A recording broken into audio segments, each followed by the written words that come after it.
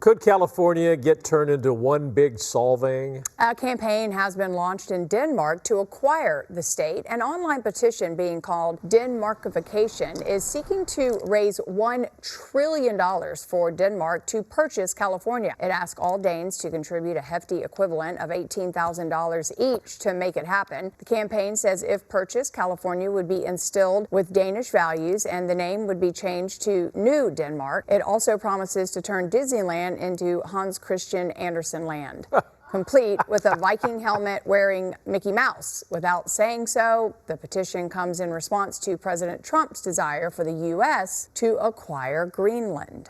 Oh, say, can you see by the dawn's early light what's so proudly? Tariffs on Canadian steel and aluminum would be entirely unjustified.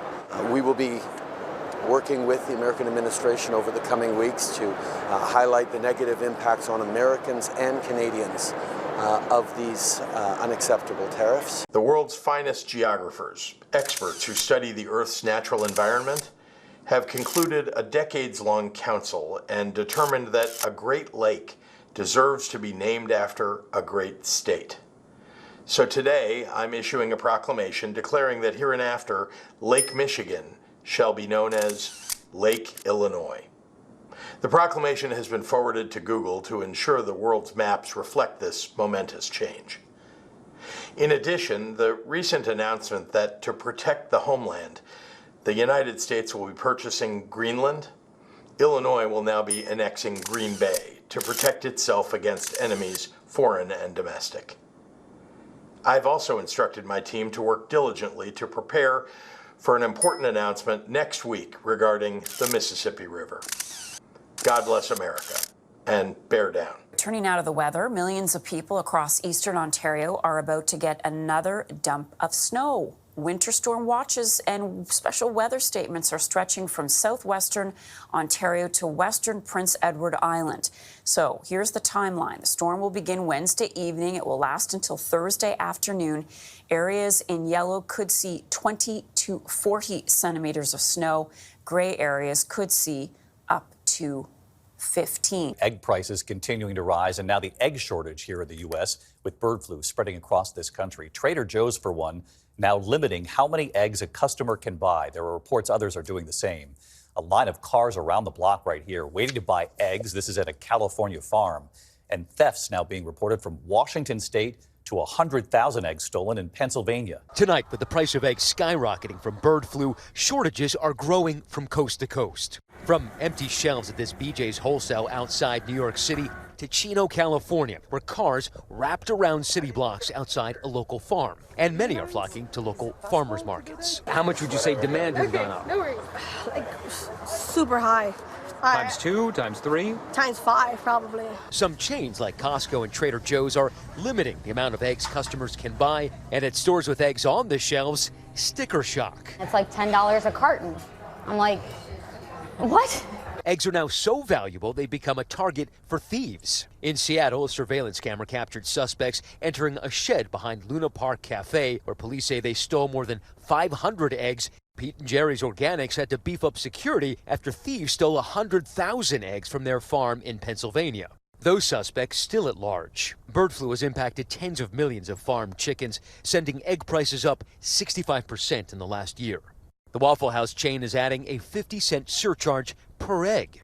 In Los Angeles, Cantor's Deli has been in business for over 100 years now. So basically, just to explain this, you went from $5,000 a month a few years ago to now at least $23,000 to $25,000 a month for eggs. Yeah, for pretty much the same product, for the same amount of eggs. And they are drowning under those costs. A business that's been in business for 105 years now can't break even. Not just simply because of the eggs. That's enough to do it.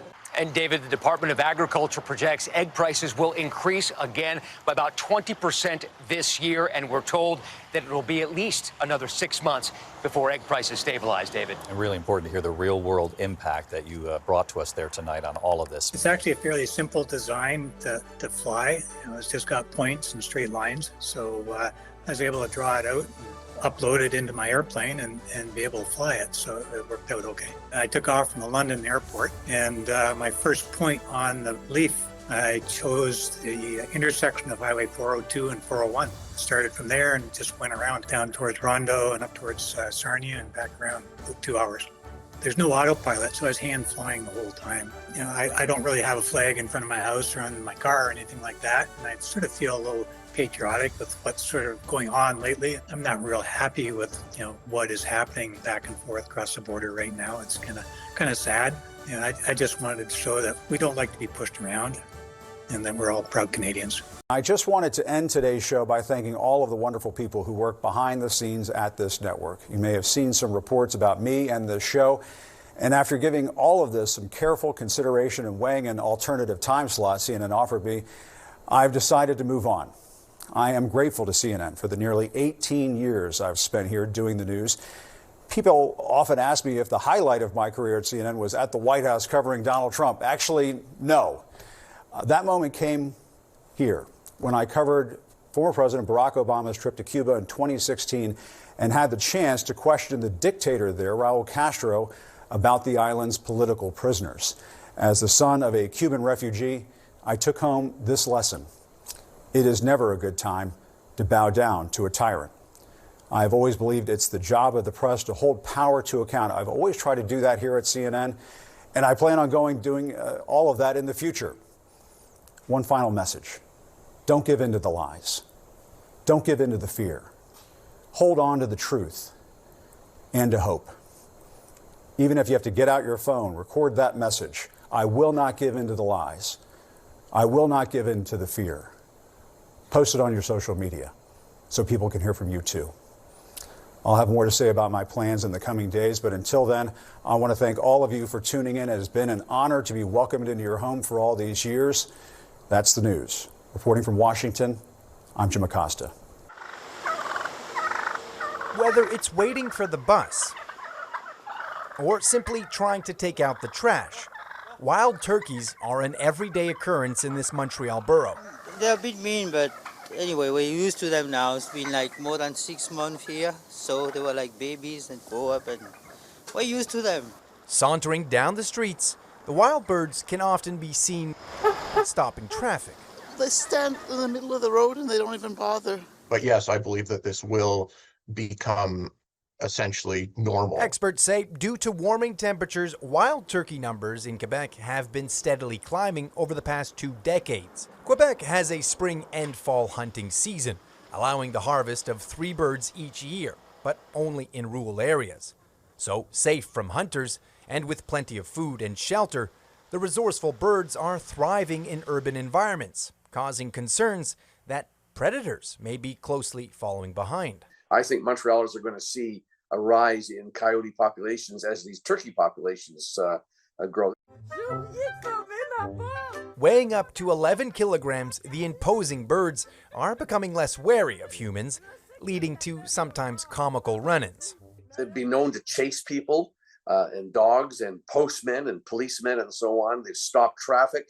They even scratch cars. The City of Montreal says interactions like this are all too common now, and they ask residents to keep their distance from the wild animal and not to feed them. They also say to secure your outdoor garbage bins. Experts say, well, there are other ways to keep the animals away. Use like yells, whistles, air horns, opening a large umbrella.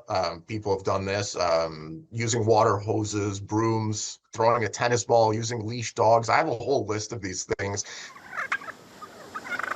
While others are simply gobbling up the chance to get a little closer to nature.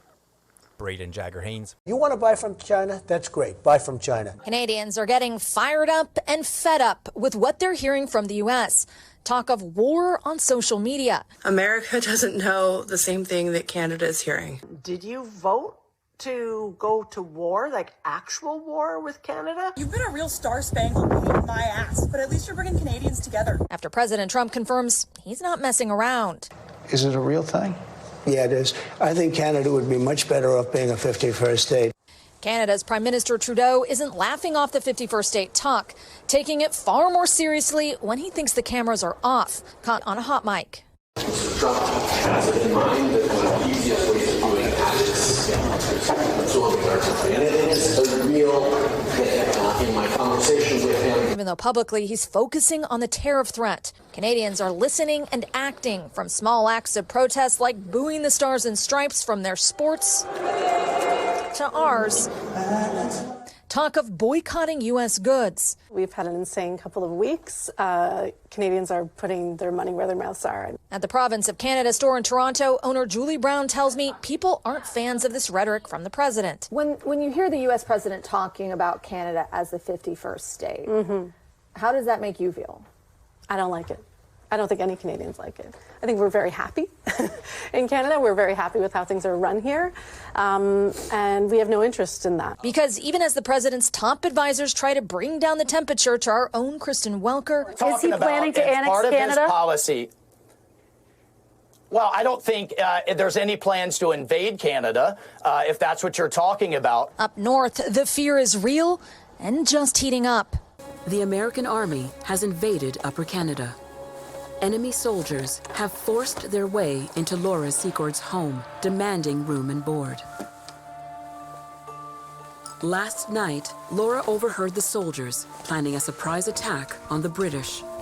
If she doesn't warn the troops, Upper Canada could fall to the Americans. Her husband was gravely injured in a previous battle, so it's up to Laura to travel the long road ahead. That should be me. No, you're hurt. Mind the children. I'll be back tomorrow, before sundown. Be careful.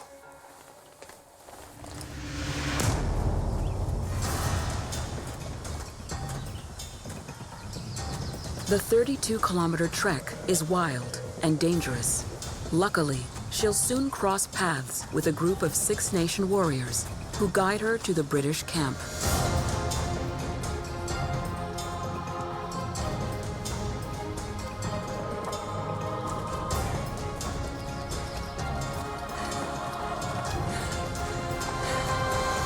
Please, sir. They're coming. The Americans. They're coming from Queenston. Hundreds of men. You want to do something. Laura Secord's warning and the support of the Haudenosaunee warriors helped to ensure a British victory at the Battle of Beaver Dams. The American Army fails to capture Upper Canada and is eventually driven back across the border, ending the threat to Canada's. Let's start with U.S. President Donald Trump addressing the World Economic Forum in Davos. My message to every business in the world is very simple. Come make your product in America, and we will give you among the lowest taxes of any nation on earth. We're bringing them down very substantially, even from the original Trump tax cuts. But if you don't make your product in America, which is your prerogative, then very simply you will have to pay a tariff, differing amounts, but a tariff which will direct hundreds of billions of dollars and even trillions of dollars into our treasury. While Trump brandishes the threat of tariffs like a bull with a bazooka in a china shop, nobody dares correct him on how they actually work. No, he will not be raking it in from the countries he slaps his tariffs on. That's just not how it works. School children should know this, let alone the ruler of the most powerful empire in human history. I suppose it's up to the child now to point out the emperor's nudity. Let's break it down in the simplest possible terms, taking tariffs aimed at China as the example. Americans depend heavily on all kinds of products from China. Smartphones, digital automation systems, toys, media transmission systems, lithium batteries, display monitors, computer parts, and plastic goods, to name but a few. Any tariffs on these Chinese goods will be paid by the American companies importing them, not the Chinese companies sending them across. None of the Chinese exporters shipping these staples out of their country will pay a red cent more. It's the American importers who will pay the tariffs for the goods at the port of entry, and they will pass on the cost to American retailers, who in turn will have to raise prices for American consumers. So yes, Trump may well earn some revenue for the Treasury from his tariffs, but effectively by taxing Americans. Ultimately shutting Chinese companies out by slapping tariffs on their goods that U.S. importers can't afford will require other trade partners to fill the void. But replacing China as the source will be no piece of cake, especially when Trump is threatening everyone else and their mums with similar tariffs. Of course, China will be hurt as well, which is America's desired intention. China will have to retaliate with tit-for-tat tariffs on U.S. imports in a lose-lose escalation of what has been a relatively manageable, low-intensity trade war so far. Does Trump, the pathological transaction man, the deal maker, the profit taker, really want to lose so much money when he could be doing business and winning? Does he really want Americans to pay more for this MAGA hat? It's made in China, of course, just like almost everything else these days. And still, fuck you, Trump. This has been a Fat Cat production and Wolfie Terry production 2025.